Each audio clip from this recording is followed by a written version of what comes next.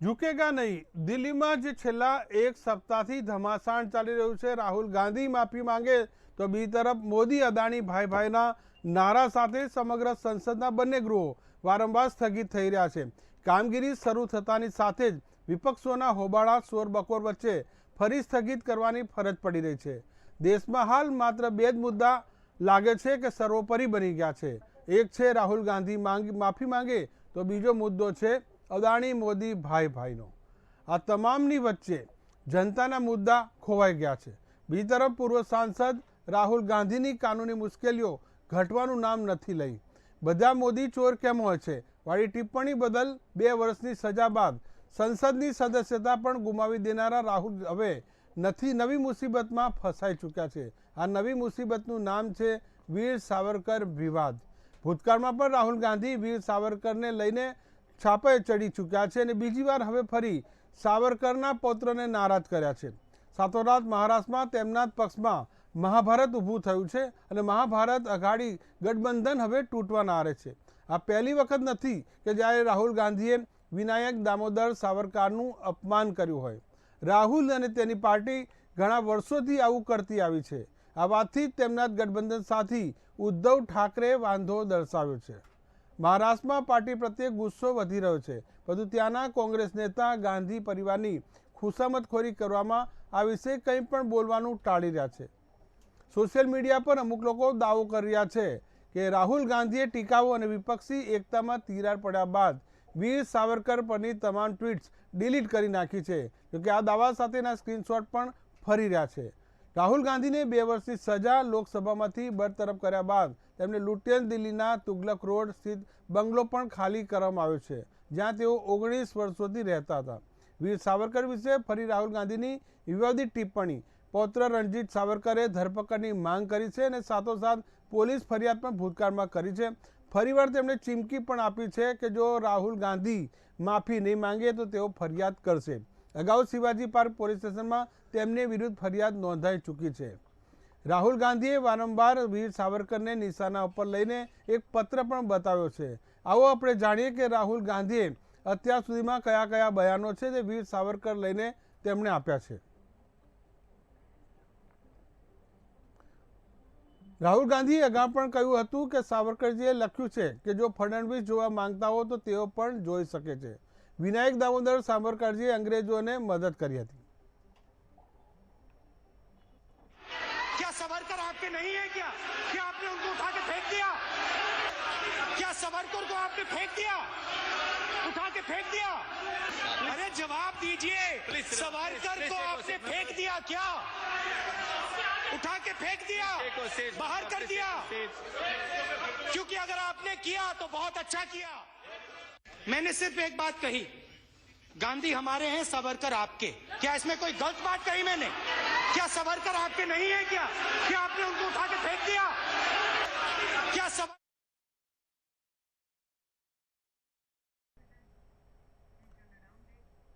જોઈ રહ્યા છો કે રાહુલ ગાંધી રાજ્યસભા લોકસભામાં આ પ્રકારે સાવરકરને નિશાનામાં લઈ ચૂક્યા છે. ભારત જોડો યાત્રામાં પણ રાહુલ ગાંધીએ વીર સાવરકર ઉપર પણ નિવેદન તાક્યું હતું અને વારંવાર એક પત્ર બતાવીને તેઓ બતાવી રહ્યા છે કે સાવરકરે અંગ્રેજોને મદદ કરી હતી. ફરી જે તાજેતરમાં જે રાહુલ ગાંધીએ પ્રેસ કોન્ફરન્સ કરી તે પણ સાંભળો.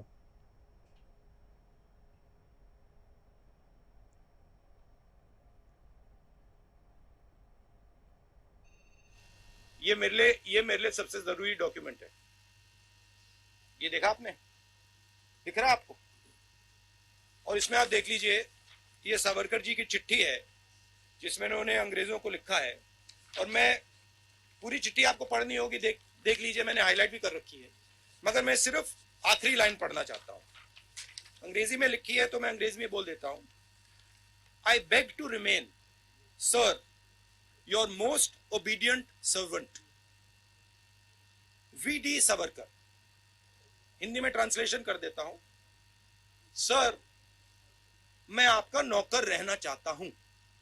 ये मैंने नहीं लिखा, ये सावरकर जी ने लिखा है. तो इसको आप पढ़ लीजिए, देख लीजिए. अगर फडणवीस जी देखना चाहते हैं इसको, वो भी देख लें. तो मैं तो इसमें बहुत क्लियर हूं, सावरकर जी ने अंग्रेजों की मदद की थी. ये देखिए, ये मेरे लिए सबसे जरूरी डॉक्यूमेंट है। ये देखा आपने, दिख रहा है आपको? और इसमें आप देख लीजिए, ये सावरकर जी की चिट्ठी है जिसमें उन्होंने अंग्रेजों को लिखा है। और मैं पूरी चिट्ठी आपको पढ़नी होगी, देख लीजिए, मैंने हाईलाइट भी कर रखी है, मगर मैं सिर्फ आखिरी लाइन पढ़ना चाहता हूं। अंग्रेजी में लिखी है तो मैं अंग्रेजी में बोल देता हूं। I beg to remain sir your most obedient servant V D. Savarkar. Hindi में ट्रांसलेशन कर देता हूं। सर, તો દિલ્હીના આજ મુદ્દા પર આપણી સાથે જે ચર્ચા કરવા માટે અલગ અલગ મહાનુભાવો જોડાય છે, ભાજપ, કોંગ્રેસ અને બે રાજકીય વિશ્લેષક છે। ભાજપ તરફથી પ્રશાંત પટેલ છે, કોંગ્રેસ તરફથી રત્ના વોરા હાઈકોર્ટના એડવોકેટ અને હાલમાં કોંગ્રેસના નેતા છે, પ્રકાશ ઉપાધ્યાય રાજકીય વિશ્લેષક છે અને જ્યોતિબેન અમીન રાજકીય વિશ્લેષક છે। સૌથી મહત્વનો મુદ્દો આપણા જે મહાનુભાવો, સૌથી પહેલાં પ્રશાંત પટેલ પાસે આવીશ, બીજેપી નેતા પાસે। રાહુલ ગાંધી અને સાથે અદાણી મોદી ભાઈ જે અત્યારમાં દેશમાં બે જ નારા લાગી રહ્યા છે, નથી સંસદ ચાલતી, લોકસભા અને રાજ્યસભા બંને વારંવાર સ્થગિત કરવાની ફરજ પડી રહી છે। શું કહેશો પ્રશાંતભાઈ પરમાર આ મુદ્દાને લઈને કે હાલમાં આ બે મુદ્દા દેશમાં બચ્યા છે? જે બે મુદ્દાઓ ચાલી રહ્યા છે સંસદ ને સંસદની બહાર, પહેલી વાત તો કરીએ કે જે રાહુલ ગાંધીજીને જે સસ્પેન્ડ કરવામાં આવ્યા છે, જે સુરત કોર્ટની અંદર નામદાર કોર્ટે જે સજા કરી એને અનુલક્ષીને જે કંઈ થઈ રહ્યું છે અત્યારે સંસદમાં અને સંસદની બહાર, એક વાત તો કરીએ પહેલા કે સાવરકરજીનો જે મુદ્દો છે, તો સાવરકરજીની એક પોસ્ટની ટિકિટ માનનીય ભૂતપૂર્વ વડાપ્રધાન શ્રી ઇન્દિરા ગાંધીજીએ પ્રસિદ્ધ કરેલી હતી। આ વાત એમના પ્રપુત્ર ભૂલી ગયા છે અને વર્તમાન સમયની અંદર એમને આડાઅવળા પોતાના સ્ટેટમેન્ટો આપી રહ્યા છે। પ્રશાંતભાઈ, એ સાવરકરના મુદ્દા પર આપણે બીજા પાર્ટમાં આવીશું, પણ પહેલો મુદ્દો એ છે કે શું લોકસભા અને રાજ્યસભા હવે ક્યારે ચાલશે જ નહીં? કારણ કે તમે જોશો કે સવાર થતાં લોકસભા રાજ્યસભાની કાર્યવાહી શરૂ તો થાય છે, પણ જેવી કાર્યવાહી શરૂ થાય કે વિપક્ષોનો હંગામો મચે છે અને ફરી સ્થગિત કરવાની ફરજ પડે છે। વિપક્ષોને અત્યારે ખાલી અદાણી જ દેખાય છે। રાજસ્થાનની અંદર અદાણી એ જ્યારે હમણાં જ ગત સમયની અંદર 60,000 કરોડનું ઇન્વેસ્ટમેન્ટ કર્યું ત્યારે કેમ એમને હોબાળો ના કર્યો? આગળ જઈને વાત કરીએ છત્તીસગઢની અંદર ઇન્વેસ્ટમેન્ટ કર્યું ત્યારે કેમ હોબાળો ના કર્યો? અને ખોટા સમયને બરબાદ કરવા માટે પ્રજાના પ્રશ્નોને વાચા આપવાની જગ્યાએ પોતાના મનની વાત કરીને ખોટી મનની તથ્ય વગરની વાતોથી એ સંસદને ડિસ્ટર્બ કરી રહ્યા છે। ને આવનારા સમયની અંદર કઈ નવું બી જાણવા મળશે આપને। ઓકે, રત્નાબેન વોરા, તમને કહીશ કે જે ભાજપના જે નેતા કહી રહ્યા છે કે વિપક્ષો છે તે સમયની બરબાદી કરી રહ્યા છે ને લોકોના પ્રશ્નો છે તેની ચર્ચા કરવા દેતા નથી। સૌથી પહેલા તો હું એ જ કહેવા માંગુ છું કે આ જે સમયની બરબાદીની વાત કરી રહ્યા છે ને, તો પછી આપણા વડાપ્રધાન જે હંમેશા કહેતા હતા અને કહીને આગળ આવ્યા છે કે હું ખાતોય નથી ને ખાવા દેતોય નથી, તો પછી જેપીસીની તપાસની માંગણીને કેમ સ્વીકારતા નથી? અરે ભાઈ, તમે માંગણી સ્વીકારી લો, ઓટોમેટિકલી આ મુદ્દો પૂરો થઈ જશે અને પછી લોકસભાએ ચાલશે અને પ્રજાનું કામ થશે। આજે વિરોધ પક્ષ તરીકે કોંગ્રેસ બેઠી છે અને બીજા અન્ય વિરોધ પક્ષો છે, તો એ તો પ્રજાની આવાજ તો સંસદમાં ઉઠાવશે ને। એ પ્રજાના ચૂંટાયેલા પ્રતિનિધિઓ છે, ભલે એ વિરોધ પક્ષમાં બેઠા છે, પરંતુ પ્રજાના ચૂંટાયેલા પ્રતિનિધિના ભાગ રૂપે એમને પોતાની આવાજ મૂકવા માટે જ એમને ચૂંટાઈ મોકલ્યા છે। તો પછી તમે જેપીસીની તપાસ આપી દો, વાત અહીંયા પૂરી થઈ જશે। પરંતુ દાળમાં કાળું છે અને તમારી દાઢીમાં જે છે ને તિનકા કહેવાય કે દાઢી में ચોર તિનકા હે, તો એ બી બધી વાત છે કે તમે તપાસ આપતા નથી અને આરોપ કરો છો કે વિરોધ પક્ષ અહીંયા ચાલવા દેતા નથી। જ્યારે કે માફી માંગો વાળો મુદ્દો લંડનમાં કેમ્બ્રિજમાં જે ભાષણ કીધું અને એ ભાષણમાં ક્યાંય એવી વાત નહોતી કે જેની અંદર ભારતમાં આવીને એમને માફી માંગવી પડે। જ્યારે આપણા વડાપ્રધાન માનનીય શ્રી નરેન્દ્ર મોદીએ ચાઇનામાં જઈને અને કોરિયામાં જઈને ચોખ્ખી રીતે દેશની માનહાનિ થાય, દેશની બેઇજ્જતી થાય એવા તમને વક્તવ્ય તમે જોયા છે, હાલમાં સોશિયલ મીડિયા ઉપર ફરી રહ્યા છે। શું કીધું હું તમને યાદ કરાવી દઉં, ये तो कोई देश है इस देश में कोई रहने लायक है? ये तो कोई लोकतंत्र है, ये तो कोई नेता है, चलो छोड़ो चले जाते हैं कहीं और। तो આ શબ્દો કોના છે? આ શબ્દો આપણા માન્ય વડાપ્રધાન નરેન્દ્ર મોદીના છે। તો માફી તો નરેન્દ્ર મોદીજીએ માંગવી જોઈતી હતી, એના બદલે એ લોકો જેપીસી ની તપાસ ના આપવી પડે એના માટે એ લોકો રાહુલ ગાંધીની પાછળ પડી ગયા કે માફી ઓકે, માંગો, માફી માંગો। તમારા સવાલનો જવાબ પ્રશાંતભાઈ પાસેથી જરૂરથી લેતો છું, પણ અત્યારે જ્યોતિબેન અમીન છે। શું જ્યોતિબેન અમીન એ છે કે શું દેશમાં હાલ બે જ મુદ્દા છે મુખ્ય, એક રાહુલ ગાંધી માફી માંગે અને બીજું અદાણી મોદી ભાઈ? આમાં એવું છે કે અત્યારે જે રીતની રાજનીતિ આપણા ભારત દેશમાં ચાલી રહી છે, મને એ બિલકુલ પસંદ નથી। કારણ કે મને એ જ નથી સમજાતું, પહેલી વાત તો કે આપણે અત્યારે ભૂતકાળના પાત્રોની શું કામ વાત કરીએ છીએ? પછી એ સાવરકર હોય કે નહેરુ હોય, બંને પાર્ટીઓ ભૂતકાળને પકડીને બેસી રહી છે ને એમને શું કર્યું હતું એ પણ ખરેખર રાજનીતિમાં લોકશાહી જે હોય એમાં ભવિષ્યની વાતો કરવાની હોય, પ્રજાની સુખાકારીની વાત કરવાની હોય।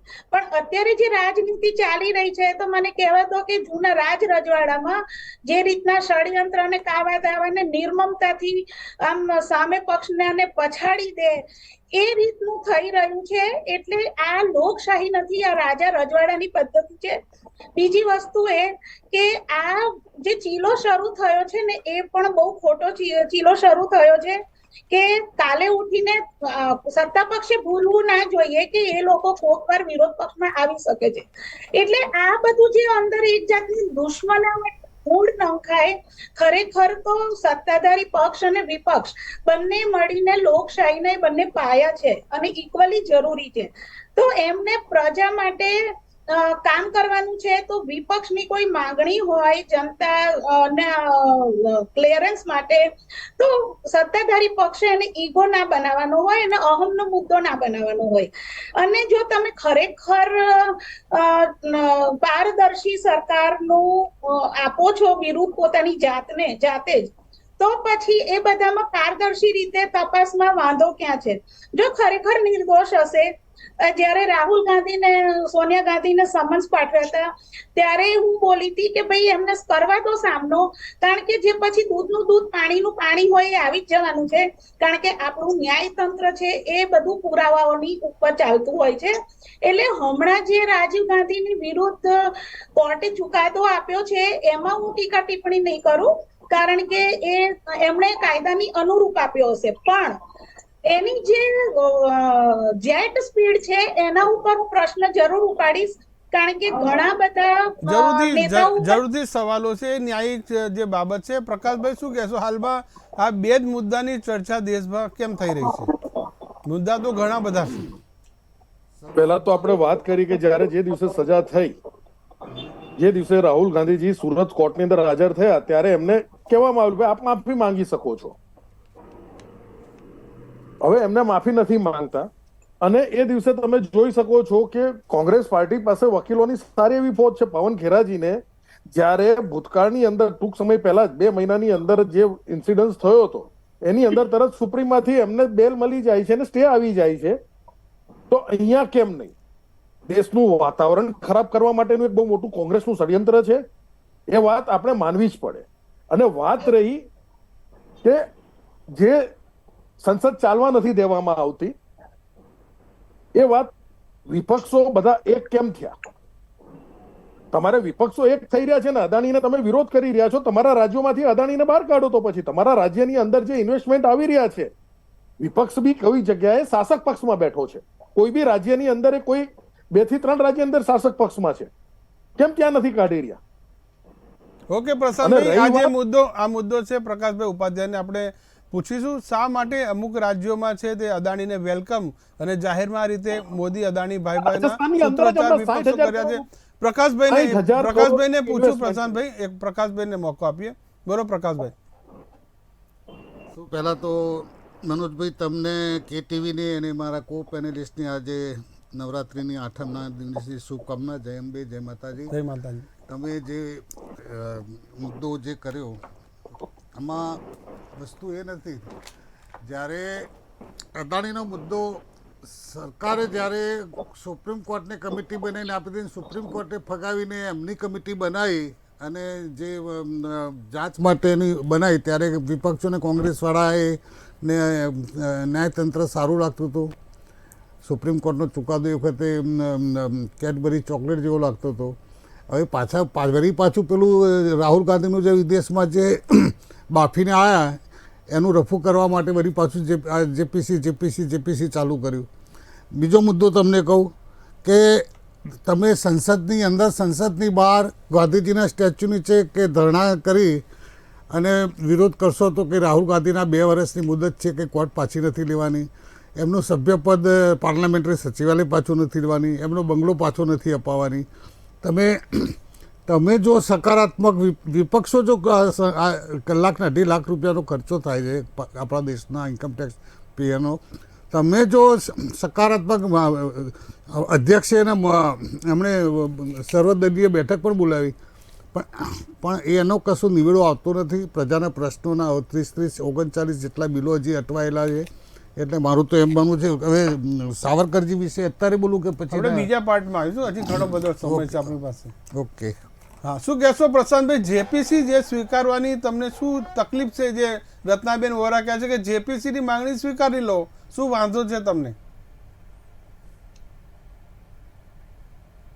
અદાણીથી એટલી બધી તકલીફ છે તો પેલા એ રાજ્યોમાંથી એમને ખસેડવામાં આવે ને. એમને લાડવો બી ખાવો છે અને બીજી વસ્તુની ચર્ચા કરવી છે. હવે જેપીસીની જ્યારે રચના કરવામાં આવશે કે કોઈ બીજી રચના કરવામાં આવશે તપાસ એજન્સીઓની, એ થશે. અત્યારે તમે જુઓ કે ભ્રષ્ટાચાર વિરોધની અંદર 2014 પછી 22,000 કરોડની સંપત્તિઓ જપ્ત કરવામાં આવેલી છે. ક્યાંય બી ખોટું જોવામાં આવેલું છે ત્યાં 22,000 કરોડની સંપત્તિ, 22,000 ઇઝ નોટ સ્મોલ ધેન. ઈડીએ 9 વર્ષની અંદર 1,10,000 કરોડની સંપત્તિ જપ્ત કરેલી છે. એટલે આ બધી વસ્તુઓની અંદર આપણે વાત કરીએ છીએ તો ક્યાંય ને ક્યાંય દેશને ગુમરાહ કરવાની રાજનીતિ વિપક્ષો ચાલી રહ્યા છે. અને તમે જોશો કે જ્યારે સંસદ ચાલુ થવાની હોય છે એના અઠવાડિયા 5 દિવસ પહેલા જ વિદેશોની અંદર જઈને ખબરો એવી પ્રસિદ્ધ થાય છે કે જેના લીધે અહીંનું વાતાવરણ ખરાબ થાય છે. હવે હિડનબર્ગનો જે રિપોર્ટ આવ્યો અદાણી માટેનો, તો એ પોતાની એની જ કંપની બચાવે પહેલા એને શોર્ટ સેલ કરેલું હતું. એ કેમ નથી જોઈ રહ્યા કોઈ? તમે તપાસ કરી રહ્યા છો તો જેપીસી એમને ના બને. પહેલા તમે જે રિપોર્ટ કે સેલ કંપનીઓએ શેર ખરીદ્યા અદાણીના ને આ તે બધી વાતો થઈ રહી છે માર્કેટની અંદર, અને એ વાતોને આધારે કોંગ્રેસ પાર્ટી અને બીજા વિપક્ષી દળો સંસદને ખોરંબે ચડાવી રહ્યા છે. હવે જ્યારે હિડનબર્ગે શોર્ટ સેલ કરેલો હતો ને પછી એને એના રિપોર્ટો ઓપન કરેલા હતો તો સ્વાભાવિક છે કોઈ બી કંપની ના જાય. અને એનાથી પૈસા કોને કમાયા? હિડનબર્ગે કમાયા. હવે રત્નાબેન જવાબ આપશો? પ્રશાંતભાઈ પૂરી થવા દો. હા, બોલો મનોજભાઈ, મારી વાત પૂરી થવા દો. હવે એ વસ્તુ પછી ભારત દેશની બીજા દેશોની અંદર જઈને ટીકા ટિપ્પણી કરવામાં આવે છે. તમે જોશો તો છેલ્લા 2-3 સંસદ સત્રોની આસપાસ ભારત દેશની બહાર જઈને કોઈ બી ન્યૂઝ એવા છપાયેલા કે ભારત દેશનું અર્થતંત્ર ખોરંબે ચડે. હવે એક વસ્તુ છે કે જ્યારે જનાદેશ પ્રજાનો જનાદેશ, ભારત દેશનો જનાદેશ પ્રજાનો માન્ય શ્રી વડાપ્રધાન શ્રી મોદી સાહેબ સાથે છે, ભારતીય જનતા પાર્ટી સાથે છે, એ વિપક્ષોને પચતું નથી. ક્યાંય ને ક્યાંય એની અંદર ઓળકાર એ લોકોને ખરાબ આવી રહ્યા છે ને એના લીધે અત્યારના સમયની અંદર વર્તમાન વાતાવરણની અંદર સંસદને ઢોળાવવાનો પ્રયત્ન કરવામાં આવે છે. વાત હતી સૌથી પહેલા વાત ચાલુ થઈ હતી રાહુલ ગાંધી માફી માંગેલી. હવે ગુજરાતના મોદી સમાજનું અપમાનજનક કર્યું છે. કોઈ બી સમાજનું તમે અપમાન કરો છો તો તમે એનું માફી માંગી લો ને. એની અંદર કોઈ વસ્તુ બીજી નથી આવી. તમને કોર્ટમાં જજ સાહેબે કીધું છે.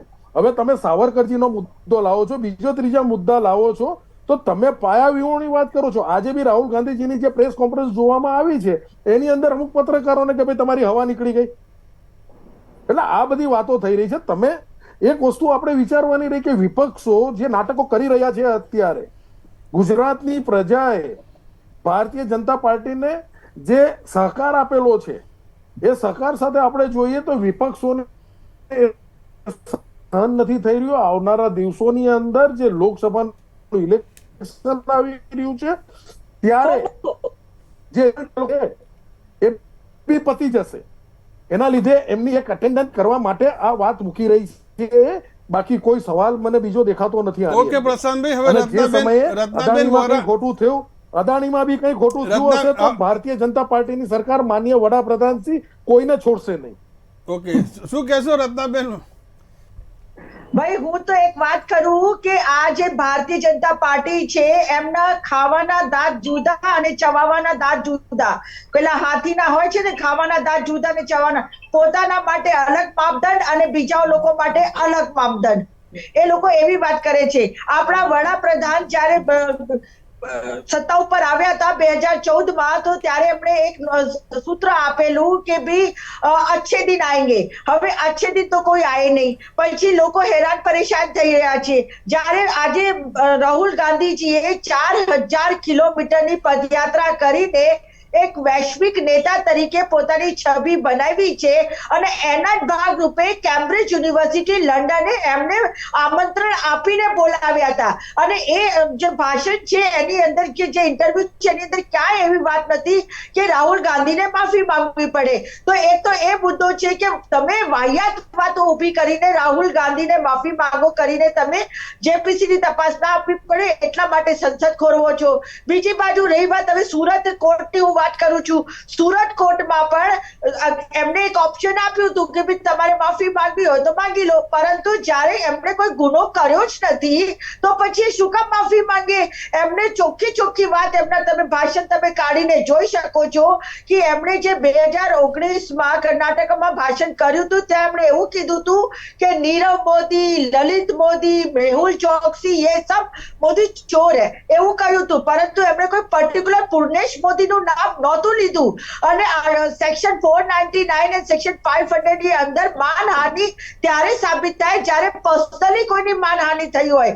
એમણે કોઈનું પર્સનલ નામ લીધું નથી અને જેનું પર્સનલ નામ લીધું છે તો એ તો ચોર છે જ, એ તો ભાગેલું છે જ. અને એમને તમે લાવી નથી શક્યા. તમે જ્યારે નોટબંધી કરી, નોટબંધીમાં રત્નાબેન જો મારી વાત પૂરી થવા દો, મને પૂરી વાત કરવા દો. નહીં તમે જો કહેતા તમે શું કહ્યું?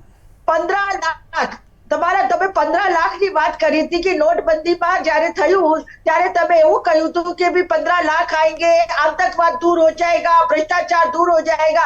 પરંતુ આવું તો કઈ બન્યું નહીં. એટલે ખરેખર માફી તો આપણા વડાપ્રધાન નરેન્દ્ર મોદી સાહેબે પ્રજાની માંગવી જોઈએ.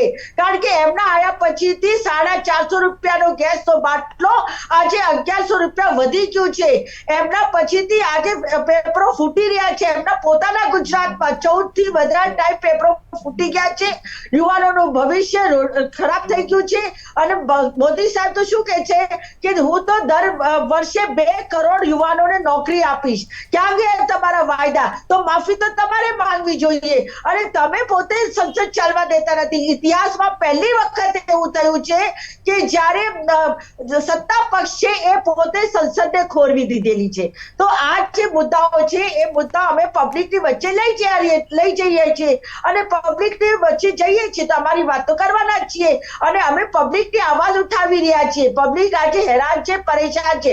પછી મારા પ્રશાંતભાઈએ શું કીધું કે ભાઈ પ્રજા એમને વોટ આપે છે. તો પ્રશાંતભાઈને અને આ મીડિયા દ્વારા હું કે ટીવી દ્વારા બધાને જણાવવા માંગુ છું કે 2019માં ફક્ત ને ફક્ત 37% વોટ મળ્યા છે ભાજપને, ફક્ત 37% અને 63% વોટ બીજા પાર્ટીઓને અને અપક્ષોને મળ્યા છે. એનાથી સાફ થાય છે કે 50% લોકો પણ ભાજપને પસંદ નથી કરતી. પરંતુ આ તો જોડતોડની રાજકારણ છે એટલા માટે એ ભાજપ અત્યારે સત્તા ઉપર છે. શું કહેશો પ્રકાશભાઈ? ભાજપ છે બહુમતી આવ્યું છે પણ વિપક્ષના કારણે આવ્યું છે એવું રત્નાબેન નું કેવું છે? વિપક્ષના કારણે જ આવ્યું છે. એમના સહયોગી છે, એમના સપોર્ટથી આવ્યું છે. રત્નાબેન ઘણા તજજ્ઞ છે રત્નાબેન. મારું તો માનવું છે કે એમને સુરત કોર્ટની અંદર એમને દલીલ માટે જવાની જરૂર હતી. અને બીજી વાત કરીએ આપણે તો રાહુલ ગાંધીના સજા ના થઈ હોત જો એમને ત્યાં દલીલબાજી માટે ગયા હોત તો. અને વાત બીજી, આને પર્સનલ ઉપર લઈ જવાની જરૂર નથી. અને રાહુલ ગાંધીજીને સજા તો થઈ કે ના થઈ એ ઇશ્યુ નથી. તમારો મુદ્દો હતો કે માફી કેમ માંગી નહીં, તો એક શું કામ માફી માંગે? એમણે તો એવું ખોટું કીધું જ નથી.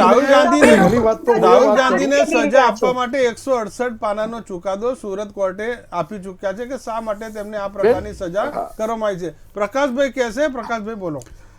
હું એ વાત કરું છું. પ્રશાંતભાઈ મને કીધું છે. પ્રકાશભાઈ પ્રકાશભાઈ ઉપાધ્યાય. બેના નામમાં થોડુંક મિક્સ આવે છે એટલે પ્રકાશભાઈ ઉપાધ્યાય.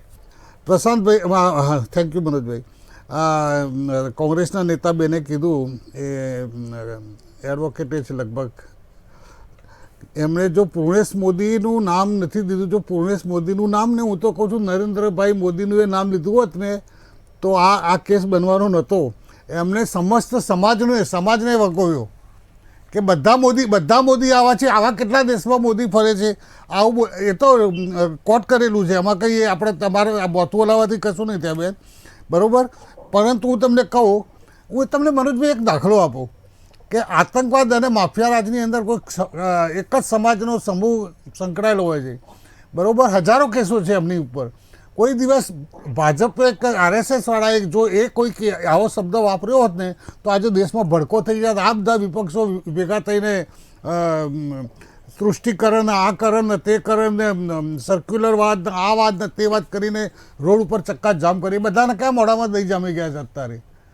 પછી હું ત્રીજો મુદ્દો કહું કે જો મોતીલાલ વોરાજી, જવાહરલાલ નહેરુજી, ઇન્દિરા ગાંધીજી કે રાજીવ ગાંધીજી, ચાર વડાપ્રધાન જવાહરલાલ નહેરુજીને બની ગયા, બરાબર. એમના વિશે જો કોઈ ખરાબ ટિપ્પણી કરે તો કોંગ્રેસવાળાને ના પોસાય ને ના પોસાવવું જોઈએ. એ જ રીતે સંઘને અને ભાજપને આજની તારીખમાં તમે આપણે ગુરુજી કે હેડગેવારજી, ગોવલકરજી કે સાવરકરજી વિશે તમે બોલો એ નહીં સહન કરી શકે, એ પણ એક મુદ્દો છે. અને તમે કીધું એ પ્રમાણે પૂર્વ ભૂમિકાવાદી સત્યસિંહ વીર સાવરકર એમના પ્રપૌત્રએ તો ચેલેન્જ પણ કરી દીધી છે રાહુલ ગાંધીને કે તમે સાબિત કરી બતાવો માફી માંગી છે કે નથી માંગી. આપણે બીજા મુદ્દા પર આવીશું. જ્યોતિબેન કહી રહ્યા છે, જ્યોતિબેન, ભાજપ અને કોંગ્રેસના આક્ષેપો પ્રતિ આક્ષેપો ચાલુ છે, પણ સવાલ એનો એ છે કે સંસદ ક્યારે ચાલશે? સંસદ તો હવે ચાલવી જોઈએ, કારણ કે લોકોના પ્રશ્નો એમાં અટવાય છે અને લોકોના ટેક્સના પૈસામાંથી એ બધા ખર્ચા નીકળતા હોય છે, તો લોકોને હક છે કે જાણવા માંગે. પણ આ ઘડી જે આ ગમે તે વિવાદો ઉત્પન્ન કરીને સંસદ ખોરવવામાં આવે છે એ પણ પ્રથા ખોટી પડી રહી છે. કારણ કે હું કહું છું એમ કે ડોસી મરે એનો વાંધો નહીં, પણ જમણા ઘર ભરી જાય એનો વાંધો. એટલે આ પછી ભવિષ્યમાં પણ ચાલુ રહે તો હેલ્ધી નથી. હવે હું અત્યારે જે આપણી ચર્ચા ચાલી રહી છે એમાં હું ટિપ્પણી કરવા માંગીશ કે જે ઓબીસી સમાજની અત્યારે લાગણી દુભાઈ હોય એવી વાત કરવામાં આવી રહી છે, તો હું એની સાથે સંમત નથી. કારણ કે જે કેસ દાખલ કર્યો છે એ ભાજપાના છે, કોઈ ઓબીસી સમાજના નેતાએ નથી કર્યો. અને કદાચ સમાજને લાગ્યું હોત તો એ લોકોએ મોરચા કાઢ્યા હોત, એવું કશું થયું નથી. અને બીજી વાત કે જે નીરવ મોદી છે એ તો જૈન છે, લલિત મોદી છે એ તો મારવાડી છે, તો પછી આમાં ઓબીસી નો સવાલ જ ક્યાં આવ્યો? એટલે આ આખું પેલું વ્યક્તિગત ઉપર ના આવી જાય, એટલે ભાજપા પક્ષ દ્વારા એને સમાજ તરફ લઈ જવામાં આવી રહ્યો છે મુદ્દો. પણ હું એને એવું કહું કે માફી માંગવાની વાત રહી તો કદાચ જો રાહુલ ગાંધી માફી માંગી પણ હોત ને તો હવે ભાજપા વાળા પડ્યા છે રાહુલ ગાંધીની પાછળ, એટલે ત્યારે એ પણ મશ્કરીનો વિષય બન્યો હોત અને કદાચ પોતાની વિજય પતાકાને પહેરાવવા માટે જોરશોરથી વધારે એનું પ્રોપેગેન્ડા થયું હોત. એટલે એ વસ્તુ તો બંને બાજુ ઈધર ખાઈ ઉધર કુવાય એવું હતું રાહુલ ગાંધી માટે. અને મને કહેવા દો કે સત્ય તો એ સત્ય જ હોય, એટલે એમણે જે ઇન્ટેન્શનથી કહ્યું હતું અને જે રીતે લેવામાં આવ્યું એમાં ઘણો ફરક છે. એટલે સત્યને આરસી ના હોય, એ પોતે જ સત્ય હોય. એટલે એવું નથી કે રાહુલ ગાંધીજી જેવા બહુ મહાન છે એમનામાં ઘણી ખામીઓ છે, હું માનું છું. કારણ કે જયારે લોક જુવાળ એક બાજુ હોય પછી તમે ગમે એટલા સાચા હોય તો વીર સાવરકર જેવું સ્ટેટમેન્ટ એ મોકૂફ રાખી શક્યા હોત, પણ એમને કદાચ ભાજપાની વિચારધારા પર એટેક કરવા માટે સાવરકર ને ગોડસે એ બે પાત્રો એવા છે કે એમની ઉપર એટેક કરે. પણ ત્યાં અત્યારે લોક જુવાળ જયારે ભાજપ તરફી હોય તો પછી એ પોતાની વિરુદ્ધ જઈ શકે. એટલે જે રાજનીતિજ્ઞ હોય એ આવી ભૂલ ના કરે. પણ અત્યારે જે આખું લઈ જઈ રહ્યું છે, આજનો જે મુદ્દો છે ખાસ કરીને, તો એમાં મને કહેવાતો કે ભાજપા દ્વારા કાચું કપાયું છે. કારણ કે લોકોમાં પણ, હું લોકો સાથે વાત કરતી હોઉં છું ને અત્યારે જનપ્રતિનિધિ તરીકે બેઠી છું, આમાં ભાજપાએ ખત્તા ખાધી છે. કારણ કે લોકોમાં એ વસ્તુ જઈ રહી છે હવે કે અદાણીની સામે બોલ્યો એટલે આ થઈ રહ્યું છે, કારણ કે આટલી ત્વરિત ગતિ કોઈ વસ્તુમાં નથી બતાવવામાં આવી. હવે ભૂપેન્દ્ર ચુડાસમાની વાત કરીએ, બાબુ બોખીરિયાની વાત કરીએ, તો એમના વિરુદ્ધ ચુકાદો આવતાય વર્ષો થઈ ગયા, ટર્મ પૂરી થવાઈ અને વિરુદ્ધ ચુકાદો આવ્યો, પછી ઇમ્પ્લિમેન્ટેશન પણ નથી થયું. એટલે જે અત્યારે ઝડપથી એમ સાંસદ પદ રદ કર્યું કે એમનો ઘર ખાલી કરાયું, કાયદાની અનુરૂપ થયું છે, પણ બહુ જેટ સ્પીડે થયું છે. એટલે એમાં પ્રજા શાણી છે, એ સમજે છે કે આ બધું ચોક્કસપણે જ્યોતિબેન, જે ગુજરાતીમાં આપણે કહેવત છે કે મારે તેની તલવાર, આપણે વારંવાર પણ કહીએ છીએ. હવે બીજો મુદ્દો એ છે, રાજનીતિ તરફ જઈ રહ્યા છે. આપણે લોકતાંત્રિક જે રાજનીતિ હોય એના તરફ જવાનું હોય. જ્યોતિબેન, તમે જે કીધું કે ઓબીસી અને મોદી સમાજના કોઈ આગળ નથી આવ્યા કે કોઈ એવું આંદોલન નથી થયું, અદાણીના મુદ્દે સ્ટેટ બેંક ઓફ ઇન્ડિયામાં અને એલઆઈસીમાં જે રૂપિયા ડૂબ્યા હશે, જેના પણ એ લોકો કદી સરઘસ કાઢ્યું નથી કે એમણે કોઈ ધરણા કર્યા નથી કે એમણે કોઈ એવું આંદોલન કર્યું નથી. તો આ કોંગ્રેસે કેમ આટલું બધું જેપીસી કરે છે? જેમણે પૈસા ડૂબ્યા છે, જે રીતે અમુક બેંકોમાં જે દાખલા કે બેંક જે તે વખતે વિસનગર બેંકનું જે બધું ચાલ્યું હતું શરૂઆતમાં, કે કાલુપુર બેંકનું ચાલ્યું હતું, ત્યારે જનતા રોડ ઉપર આવી ગઈ હતી અને ત્યારે આપણે વિપક્ષે હાથમાં લીધેલું. જે મુદ્દો ખરો એ જેપીસી, આ કોંગ્રેસ વાળાને જેપીસી કે એમનાથી મતલબ નથી. એમને 2024 અને આજે કર્ણાટકની થઈ એના માટે ચાલુ રાખવું, કારણ કે એમની જોડે બીજો કોઈ મુદ્દો નથી. જો એસબીઆઈ ને એલઆઈસીના રોકાણકારો કે જેમના રૂપિયા છે એમના ડૂબ્યા હોય, એ બધા 140 કરોડમાંથી હું તો કહું છું 0.1% પણ આખા દેશમાં આંદોલન કર્યું હોત અને એ પછી મુદ્દો વિપક્ષોએ કે કોંગ્રેસે માથે લઈ લીધો હોત તો કંઈક સમજા જેવું હતું. આ તો તમે પેલા મોદી સાહેબ. મનોજભાઈ, હું કહું તમને, આમાં એવું છે કે હજી સુધી એસબીઆઈ કે એલઆઈસી ડૂબી નથી ડૂબી. નફામાં હજી આજની તારીખમાં નફામાં જ છે અને હજી નફો વધેલો છે. સ્ટેટમેન્ટ હજી આવે છે. બેંકે કર્જ આપ્યું છે એમને, પણ હજી લોકોના પૈસા ડૂબ્યા નથી. જે ઘડીએ ડૂબશે ને એ વખતે ત્યારે પણ સરઘસ નીકળશે, એ લખી રાખો. પણ હવે આપણે બીજા પડાવ તરફ જઈએ છીએ કે વારંવાર વીર સાવરકરનો મુદ્દો છે તે રાહુલ ગાંધી દ્વારા કેમ ઉઠાવવામાં આવે છે. અત્યાર સુધી વીર સાવરકરને લઈને ભાજપ અને કોંગ્રેસના નેતાઓએ શું કહ્યું, આવો સાંભળીએ.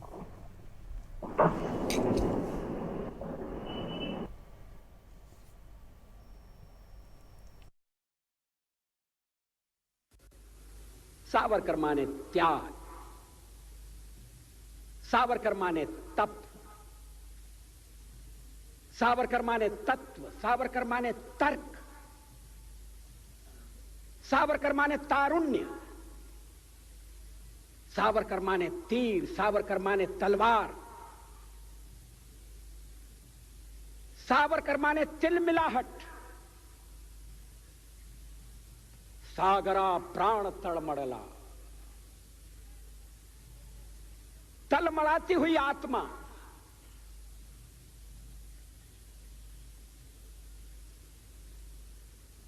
सावरकर माने तितीक्षा, सावरकर माने तीखापन, सावरकर मणजे तिखट,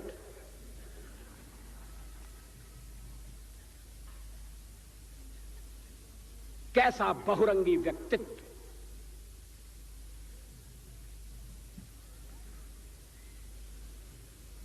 कविता और क्रांति। देशपांडे जी मुझे क्षमा करें, मेरा भी परिचय कराया गया है शाहिर के रूप में। कविता और भ्रांति तो साथ साथ चल सकती है, मगर कविता और क्रांति का साथ चलना बहुत मुश्किल है। कविता माने कल्पना, शब्दों के संसार का सृजन, ऊंची उड़ान,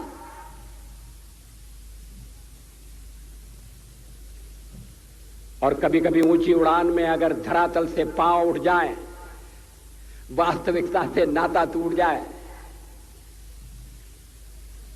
तो कवि को शिकायत नहीं होगी। उसके आलोचक भी इस बात के लिए उसकी टीका नहीं करेंगे, मगर सावरकर जी का कवि ऊंची से ऊंची उड़ान भरता था।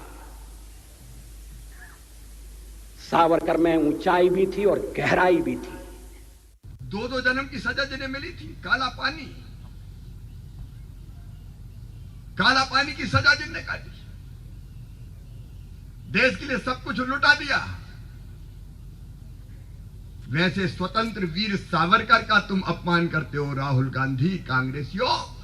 ये देश तुम्हें कभी माफ नहीं करेगा।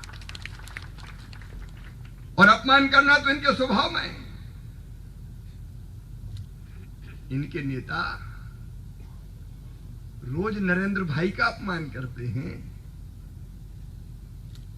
और नरेंद्र भाई तो प्रधानमंत्री हैं। उनकी मां जब हम देखते हैं तो हृदय श्रद्धा से भर जाता है। तो देवी है वो, तुम मां का भी अपमान करते हो। वो देश का विरोधी है, हिंदू संस्कृति का वो विरोधी है, वो भारत का विरोधी है। इसीलिए हम यही बताना चाहता हूं कि राहुल जी, आपने जो बात बोला, देश आपका ऊपर प्रतिशोध लेगा। आप देखिए, चुनाव तो गुजरात में है, वो घूम रहा है साउथ में। हिमाचल में चुनाव हुआ, वो पैडल मारते रहा केरला में। तो इसीलिए उनको क्रिकेट का मैदान में खेलना नहीं है, खाली वो ड्रेसिंग रूम में ही उनको रहना है। उनको क्या डर लगता है कि कांग्रेस उनका का सत्ता आने वाला यही होता है ना, आप ड्रेसिंग रूम में प्रैक्टिस कर सकता है, लेकिन मैदान में आने के लिए आपको ताकत चाहिए। टुकड़े टुकड़े गैंग के साथ भारत जोड़ो यात्रा करने वाले राहुल गांधी जी, सवाल ये खड़ा होता है कि आप कभी हिंदू आतंकवाद की बात करते थे, कभी भारत के टुकड़े टुकड़े करने वालों के साथ जवाहरलाल नेहरू विश्वविद्यालय में खड़े नजर आते थे। सावरकर, वीर सावरकर के ऊपर आप प्रश्न चिन्ह खड़ा करते हो। ये कांग्रेस की मानसिकता है जो एक परिवार से आगे बढ़कर ना देख पाई है, ना देख पाएगी। कांग्रेस ने बांटो और राज करो, इसी पर राजनीति की। अंग्रेज चले गए, लेकिन अपनी सोच कांग्रेस को सौंप कर चले गए थे कि बांटो और राज करो। कांग्रेस ने जाति, धर्म, संप्रदाय, इसके नाम पर ही वोट मांगे हैं। भारतीय जनता पार्टी सुशासन, विकास और ईमानदारी के नाम पर काम करती है। मेरा नाम सावरकर नहीं है, मेरा नाम गांधी है। गांधी किसी से माफी नहीं मांगता। अदानी जी की शेल कंपनीज हैं, उसमें 20,000 करोड़ रुपया किसी ने इन्वेस्ट किया। सवाल ये है, ये जो 20,000 करोड़ रुपए हैं, ये किसके हैं?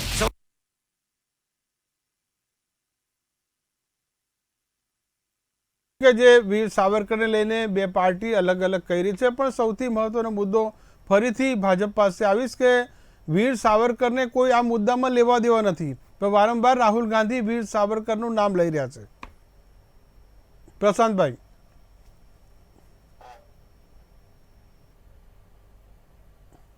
દેશના વડાપ્રધાન શ્રી ટિકિટ બહાર પાડેલી હતી, પોસ્ટની સ્ટેમ્પ બહાર પાડેલી હતી, એટલે એમના જ ગાંધી, ઇન્દિરા ગાંધીજીના જ દીકરાને ખબર નથી કે શું બોલે છે અને કયા વિષયની ચર્ચા કરે છે। એમના દાદીએ સ્વયં પ્રસિદ્ધ કરેલી હતી એમની સરકારમાં। હવે આ વાત એમને ખબર નથી કે એમને જાણવા નથી માંગતા, અને વીર સાવરકરજીને એક જ એવા સ્વતંત્ર સેનાની હતા જેને ડબલ વખત કાળા પાણીની જન્મ ટીપ થઈ હતી, ડબલ જન્મની ટીપ। હવે વાત કરીએ એનાથી આગળ કે જે રાહુલ ગાંધીને પોતાના દાદી માએ જે આપેલું હતું વિરુદ્ધ, જે વ્યક્તિને માન સન્માન આપેલું હતું, એનું અપમાન કરી રહ્યા છે, અને વિષય નથી એટલે સ્વતંત્ર સેનાનીઓની વિરુદ્ધ આવા સ્ટેટમેન્ટો આપી રહ્યા છે। અને દેશની જે સારી ગતિની અંદર વિકાસના કાર્યો થઈ રહ્યા છે એની અંદર રોડા નાખવાનું કામ છે કે આવા સ્ટેટમેન્ટો આપી દઈશું એટલે 2-4 દિવસ આમ તેમ નીકળી જશે। ઓકે, શું કહેશો રત્નાબેન, જે કહે છે કે કોંગ્રેસ પાસે કોઈ મુદ્દા નથી તેથી આવા નિવેદનો આપી રહ્યા છે? મારી પહેલી વાત કે મારી વાત શરૂ કરું, એમની સ્ટેમ્પ બહાર પાડેલી હતી। મારો મુદ્દો એ છે આમને પ્રશાંતભાઈ એવું કીધું કે કોઈ જરૂર નથી તો પછી સાવરકરનું નામ કેમ લીધું? તો રાહુલ ગાંધીએ પોતાના જ્યારે એમની જ્યારે પ્રેસ કોન્ફરન્સ હતી ત્યારે એમણે એવું કહ્યું હતું કે મેં સાવરકર નહીં ગાંધી હું. એટલે કન્ટેસ્ટ જુઓ, કન્ટેસ્ટમાં શું હતું કે ભાઈ સાવરકરે બ્રિટિશરોની માફી માંગી છે, કારણ કે એ પ્રશ્ન ત્યારે પણ ઉભો થયો હતો તેમના પ્રેસ કોન્ફરન્સમાં. ત્યારે એમણે કીધું કે મેં સાવરકર નહીં ગાંધી હું, અને એમાં એમણે ક્યાંય ખોટું નથી કીધું, કારણ કે આ હિસ્ટ્રી છે અને હિસ્ટ્રીમાં બધા જાણતા હોય છે કે આ હિસ્ટ્રી હવે તો ગૂગલમાં સર્ચ કરો તો તરત જ બધું આવી જાય છે કે આ જે વિનાયક દામોદર સાવરકરે કેટલી વાર માફી માંગી છે, અને મારી પાસે પણ એનું આખું ડેટા છે કે કઈ કઈ તારીખે કેટલી વાર એમણે માફી માંગી છે. હું તમને શરૂઆત કરું તો 1911 થી 1950 ના દરમિયાન એમણે બ્રિટિશર્સને માફી માંગી છે. સૌથી પહેલી માફી સેલ્યુલર જેલમાં હતા 4 જુલાઈ 1911 માં. 6 મહિનાની અંદર એમણે માફી માંગી. પછી ઓક્ટોબર રત્નાબેન ઓક્ટોબર 1913 માં માફી માંગી. પછી નવેમ્બર 14 1913 માં ફરી માફી માંગી. એટલે હવે તો સર્ચ કરો તો બધું આવી જાય છે કેટલી વાર ક્યારે માફી માંગી છે. કોંગ્રેસની સરકારે કેમ વીર સાવરકરજીની ટિકિટ બહાર પાડવાની મજબૂરી બની? બેન, મારો સવાલ એ છે કે એમના જ વંશજો એમનો વિરોધ કરી રહ્યા છે. આ બધું ગૂગલ કરીને બધાએ જોઈ લીધું છે. બેન, મારા બેન, આ બધું ગૂગલ કરીને બધાએ જોઈ લીધું છે. તમે આ કેમ નથી જોતા કે શ્રીમતી ઇન્દિરા ગાંધીજી એ ટિકિટ બહાર પાડેલી હતી? તો એનો જવાબ આપો ને. કોંગ્રેસ પાર્ટીએ ટિકિટ બહાર પાડેલી છે. આ બધી વાત ગૂગલ ઉપર બધાએ જોઈ લીધી છે. મારા રત્નાબેન સવાલ એક થાય છે મોટો. રત્નાબેન સાંભળો. એક પ્રશ્ન એ થાય છે કે પ્રેસ છે રાહુલ ગાંધીની કયા મુદ્દા પર કે તેમની લોકસભા સદસ્યતા ગઈ એના મુદ્દા પર. હવે કોઈ પણ પત્રકાર પૂછે છે તો સાવરકર વચ્ચે ક્યાં આવે? અરે ભાઈ, સાવરકર તો ઉદાહરણ આપવું જ પડે ને, કારણ કે સાવરકરને તો માફીઓ માંગી છે બ્રિટિશ સરકારની. તો પછી રાહુલ ગાંધી શું કામ માફી માંગે? જે કામ એમણે કર્યું જ નથી, ખોટું એમને ગુનાહિત કાવતરું કઈ કર્યું નથી, છતાં એમને ગુનામાં સંડોવાઈ દેવામાં આવ્યા. તો રાહુલ ગાંધી શું કામ માફી માંગે? આજે આપ બતાવો કે કોઈ પણ મારા સભ્ય સાથી બતાવે, પેનલ મિત્ર બતાવે કે માનહાનિના કેસમાં કોને આટલી મેક્સિમમ સજા થઈ છે? આજથી સુધી કોઈને મેક્સિમમ સજા થઈ છે ખરી માનહાનિ કેસમાં? પરંતુ આ પણ એક કાવતરાનો ભાગ જ છે. અને આજે જેએમએફસી કોર્ટનો ચુકાદો છે એ કઈ ટકવાનો તો છે જ નહીં. સેશનમાં ડૂબી જશે, હાઈકોર્ટમાં ડૂબી જશે, સુપ્રીમ કોર્ટમાં ડૂબી જશે. ત્યારે મેળ પડશે ને.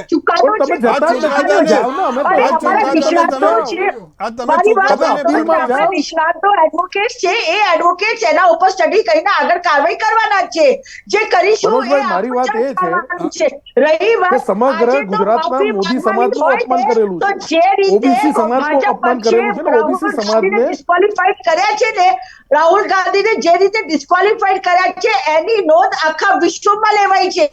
યુએનઓ માં પણ એના પડઘા પડ્યા છે. ઇવન અમેરિકાએ પણ આને નોંધ કરી છે કે ભારત દેશમાં લોકતંત્ર ઉપર બહુ મોટી તરાપ આવી ગઈ છે. આ લોકતંત્ર ચાલવા નથી દેતા, તાનાશાહી આવી ગઈ છે લોકોની વચ્ચે. તાનાશાહી તમે એને કહો છો? તમે કોઈની સમાજને ગમે તે બોલી શકો છો? એટલા માટે જ આ બધું તમે કોઈ 2-4 વ્યક્તિના લીધે આખા સમાજને એકલા ફરમાવે છે. જ્યોતિબેન પણ આપણી સાથે જોડાયેલા છે. મનોજભાઈ, હું મારી વાત મૂકીશ પહેલા. જ્યોતિબેન ને મને 1 મિનિટનો સમય. પણ આપણી પેનલમાં સામેલ છે. પહેલા આપણે મોદી સમાજે વિરોધ કર્યો, એ રસ્તા પર ના ઉતરી, એ સમાજ રસ્તા ઉપર ના ઉતરો, કોર્ટનો સહારો લીધો, એ ખોટી વસ્તુ છે. પહેલી વાત, કોર્ટમાં જઈને ગુજરાતના મોદી સમાજે સમાજના કોઈ નેતાએ નથી કર્યો ભાઈ. તમારા ભાજપાના નેતાએ કેસ દાખલ કર્યો તો એ સમાજ બહારના છે, એ મોદી સમાજના નથી. પૂર્ણેશભાઈ મોદી અમારા ધારાસભ્ય છે. એમને પોતાના નામ ઉપર પર્સનલી લેવાની ક્યાં જરૂર હતી ને? એમને મૂક્યો, એમને લાગ્યું કે મારા સમાજ નથી, એમને સમાજના આગેવાન છે. કેમ તમે સ્ટે ના લાવ્યા? પવન ખેરાના કેસની અંદર મહિના પહેલા તમે સ્ટે લાવો છો, તો આમાં કેમ લાવ્યા? તમે અપીલમાં જ આવો છો અને કોઈ સમાજની માફી માંગવાની આવે તો તમને મોદી સમાજથી એટલી ખીણ કેમ છે? તમને દરેક મોદીની અંદર સવાલ નરેન્દ્રભાઈ મોદી દેખાય છે અને અદાણી વિશે પ્રશ્નો પૂછે છે એટલે તત્કાલીન તમે પછી ફરી હાઈકોર્ટ જાઓ છો। અદાણીનો સવાલ અમે પૂછીએ છીએ ને, તમે રાજસ્થાનમાં ઇન્વેસ્ટમેન્ટ કર્યું, કેરળની અંદર પોર્ટ આપવામાં આવે છે, અત્યારે છત્તીસગઢની અંદર તમને માઇન્સ આપવામાં આવી છે, ત્યારે મેક્સિમમ સજા આજ દિન સુધીના ઇતિહાસમાં કોઈને મેક્સિમમ સજા નથી થઈ અને એવી સજા રાહુલ ગાંધીને થઈ જાય છે અને માફી માંગી લો ને, તમે સમાજની માફી માંગવાની વાત છે ને, અઠવાડિયું નથી થતું ઘર છોડવા માટેનું તમે નોટિસ આપી દો છો। એ ઘર એમનું નથી, પબ્લિક ઇલેક્ટેડ સર્વન્ટનું ઘર છે, કોઈની જાગીરદારી નથી। એ ઘણું ગોઠવાનું કામ કરો છો ને તો આખું વિશ્વ જોઈ રહ્યું છે અને ભારત દેશમાં તમે એ પોતાની માલિકીનું મકાન નથી એ ભૂલીને વાત કરશો। એ સરકારી બંગલો છે, સરકારે પરત માંગ્યો છે, સરકારી બંગલો છે। વર્ષ છે રાહુલ ગાંધીએ ખાલી કરતા પણ કહ્યું કે મને ખૂબ દુઃખ થાય છે કે મારી યાદો આ બંગલા સાથે જોડાયેલી છે। પણ હવે બીજી વાત મહત્વની, સરકારી વસ્તુઓને તમે તમારી પોતાની પાર્ટીની પેલી માની લો છો, એ વાત ખોટી છે। બીજી જાગીરદારી કોઈની નથી। બીજી વાત મહત્વની રત્નાબેનને કહ્યું કે જે સાવરકર ઉપર જે વિવાદ જે રાહુલ ગાંધીએ નિવેદન આપ્યું છે, ખુદ મહારાષ્ટ્રમાં તેમના જે સહયોગી છે ઉદ્ધવ ઠાકરે અને શરદ પવાર બંને વિરોધ નોંધાવ્યો છે। જે મિટિંગ દિલ્હીમાં યોજાઈ હતી તે મિટિંગનો પણ તેમણે બહિષ્કાર કર્યો હતો અને કહ્યું હતું કે ફરી આ મુદ્દે તેમણે વિચારવું પડશે। શું કહેશો? મનોજભાઈ બીજી વસ્તુ, એક મિનિટ મનોજભાઈ, ઇન્દિરા ગાંધીને ખબર નથી કે સાવરકરજીએ માફી માંગેલી છે, કયા લેવલથી એ માફીનામા છે, શું એ નથી ખબર ઇન્દિરાજીને? ને પોસ્ટની ટિકિટ પ્રસિદ્ધ કરેલી હતી એમના સન્માન માટે। રત્નાબેન એ વખતે ગૂગલ નતું તો ઇન્દિરા ગાંધી જોડે જે બધી તારીખો તમે બધી ગણાતા હતા તે ઇન્દિરા ગાંધીજીને ખબર નથી કે શું કામ એમને આટલું બધું માન આપ્યું? અને એ વખતે કુરિયર બુરિયર કશું નહોતું, ઓગળિયા નહોતા, કુરિયરે નહોતા, પોસ્ટની ટિકિટોનું એટલું મહત્વ હતું ને સાવરકરજીની પોસ્ટની ટિકિટ ઇન્દિરા ગાંધીજીએ બહાર પાડી, એ વિશે તો તમે જવાબ આપતા નથી। જો હું તો એક વસ્તુ કહું છું કે દરેક સમય સંજોગ પ્રમાણે સિચ્યુએશન બદલાય છે અને આજે જે રીતે આજે લોકશાહીનું હનન થઈ રહ્યું છે અને આરએસએસ વાળાઓ જે રીતે લોકોને ભરમાવે છે અને ભાજપ વાળાઓ જે રીતે લોકોના ઇમોશન સાથે રમી રહ્યા છે, હું તમને એક વાત બતાવું છું। આજે એરિસ્ટોટલ ગ્રીકના મહાન દાર્શનિક છે,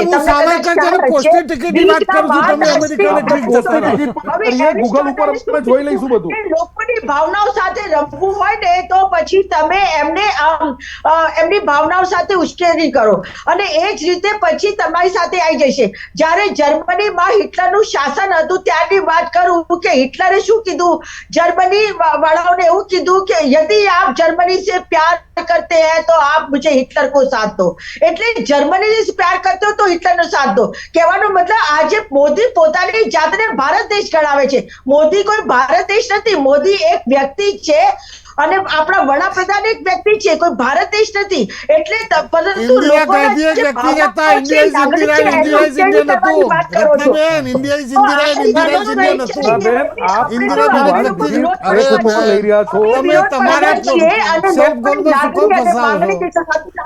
તમે આ સ્ટેટમેન્ટ આપીને તમે જાતે India is Indira, Indira is India કોણે કીધેલું? એ પણ ઇન્દિરા ગાંધી એક વ્યક્તિ જ હતા। તમારી અવાજ કપાય છે, આવા કપાશે।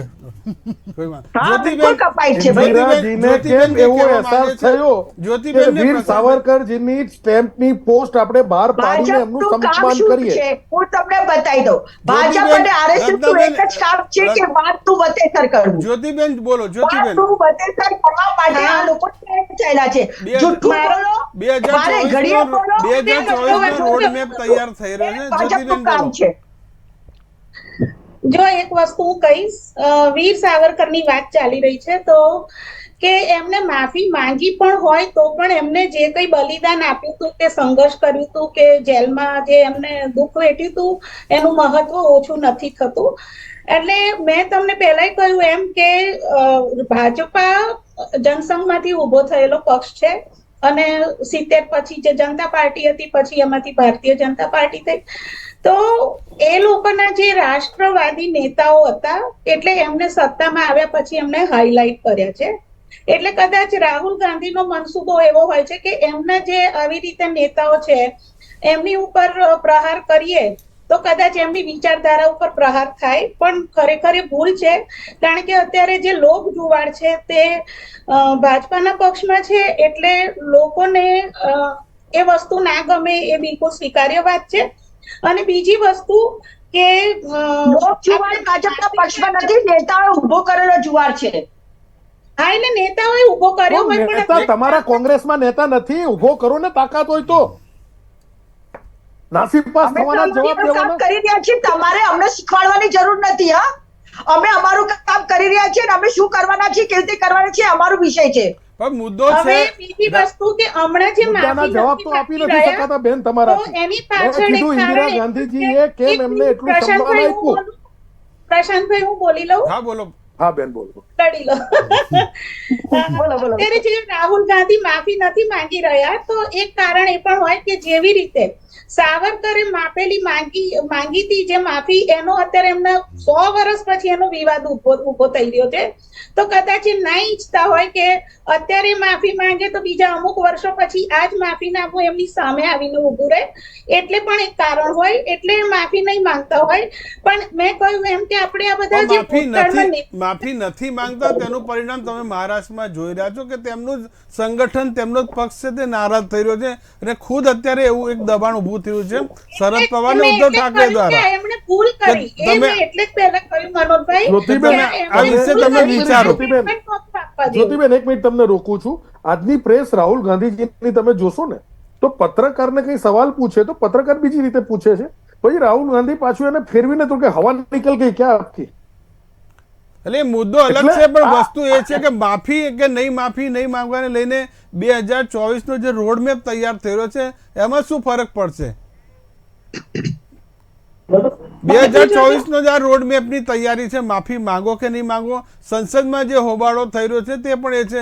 વિપક્ષોમાં જ્યારે નેતા બનવાની હોડ છે તો એક છે કે રાહુલ ગાંધી સૌથી અલગ તરી આવે, અલગ અલગ નેતાઓ, પણ સૌથી મોટી વાત એ છે કે સંસદમાં જ્યારે આ નિવેડો ક્યારે આવવાનો છે? પ્રશાંતભાઈ, હાજી અવાજ કરેક્ટ થતો હતો આપનો.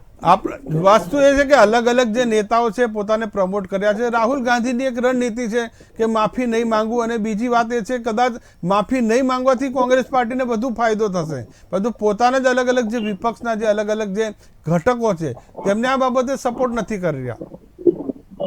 હવે વાત કરીએ માફી માંગવા, અવાજ તો ઘણો કપાયો. હવે માફી રાહુલ ગાંધીએ માંગવી હોય તો માંગે, ના માંગવી હોય તો ના માંગે. કોર્ટ એની કાર્યવાહી કરી રહી છે ને એ આપણે સૌ જોઈ રહ્યા છીએ. હવે જ્યારે પ્રેસ કરે છે ત્યારે એક બાજુ એમને અદાણીનું ઇન્વેસ્ટમેન્ટ જે સ્ટેટની અંદર જઈ રહ્યા છે એના જ મુખ્યમંત્રી બાજુમાં બેઠા હતા, એક નહીં 2 મુખ્યમંત્રી. હવે વાત કરીએ બીજી કે રાહુલ ગાંધી મોદી સમાજની માફી માંગે છે તો શું થઈ જશે, અને વાત કરીએ સાવરકરજીની, તો સાવરકરજીએ કયા સમયની અંદર શું કર્યું.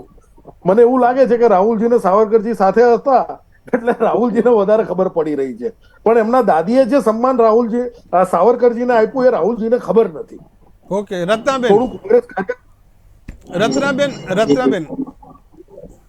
સૌથી પહેલા હું તમને કહું કે જે પ્રેસ કોન્ફરન્સમાં અશોક ગેહલોતજીની કદાચ વાત કરે છે કે એ સાથે બેઠા હતા, તો અમે લોકો કોઈ પણ રીતે કોઈ ઇન્ડસ્ટ્રીયલિસ્ટની સામે કે ઉદ્યોગપતિની સામે નથી, પરંતુ જે રીતે 2014માં 609 ના ક્રમ ઉપર હતા વિશ્વના ધનિકોમાં આપણા અદાણીજી, અને પછી આ 2024 આવતા પહેલા 2023માં બીજા નંબર ઉપર આવી ગયા.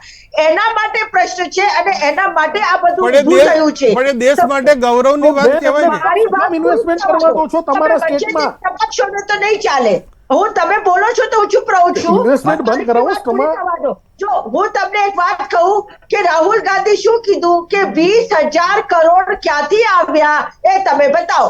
શેર કંપનીમાં કોના છે અને ક્યાંથી આવ્યા. હવે તમને હું ડાયરેક્ટ આક્ષેપ નથી કરતી, પરંતુ સમજાવવા માટે પ્રશ્ન ચિહ્ન મૂકું છું. અહીંયા ઓલરેડી અહીંયા પ્રાઇમ મિનિસ્ટર રિલીફ ફંડ તરીકેનું આપણું એક આયોજન છે જ.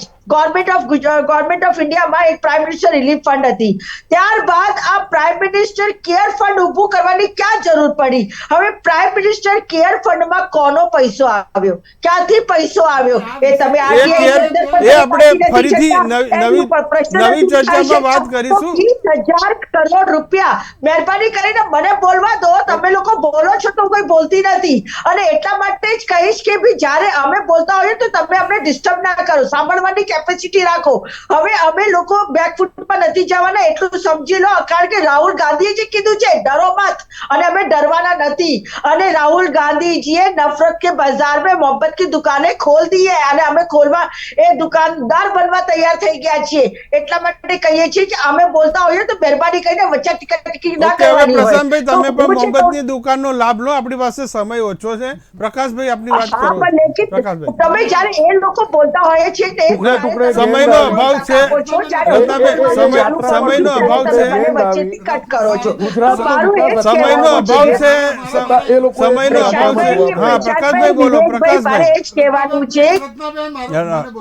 રત્નાબેન, છેલ્લું મને બોલવાનું કીધું એક જ મિનિટ આપણી પાસે તમે. બાકી છે. રત્નાબેન, અદાણી, આપણા અદાણી, ગુજરાતના અદાણી 609 માંથી 2 નંબર ઉપર આવે એની ચિંતા કર્યા વગર તમે 2014 પહેલા કેટલી સીટોમાં હતા, તમે કેમ આટલા બધા નીચે લોકસભામાં સીટો ગીરવી નાખી છે એ ચિંતા કરો. 2024ની ચિંતા કરો અને એક વિપક્ષ મજબૂત બેસવા માટેની તૈયારી કરો. ઓકે, બોલો જ્યોતિબેન. અમીન, 1 મિનિટ બાકી છે આપણી પાસે. આમાં હું વાત કહું એટલે આપણે જો નફા નુકસાનની વાત કરવાની હોય તો આમાં કેવું છે કે અમુક વખત અમુક વાતથી ટૂંકા સમયનો ફાયદો થાય પણ લાંબા ગાળે નુકસાન થાય, અને અમુક ઘટનાઓ એવી બને કે અત્યારે નુકસાન હોય પણ કદાચ લાંબા ગાળે ફાયદો થાય. એટલે રાજનીતિમાં તો પછી એ જ માણસ ખેલાડી કહેવાય કે નજીક દૂરનું જોઈને પછી નિર્ણય લે. એટલે એ વાત હવે બધાની પર્સનલ ઉપર જાય. પણ હા, એ વાત જરૂર છે કે હું ચોક્કસ ઈચ્છું છું કે આ રીતની રાજનીતિ કમસે કમ મારા ભારતમાં ન થાય, કારણ કે મને લોકતંત્ર મજબૂત બને એમાં વધારે રસ છે.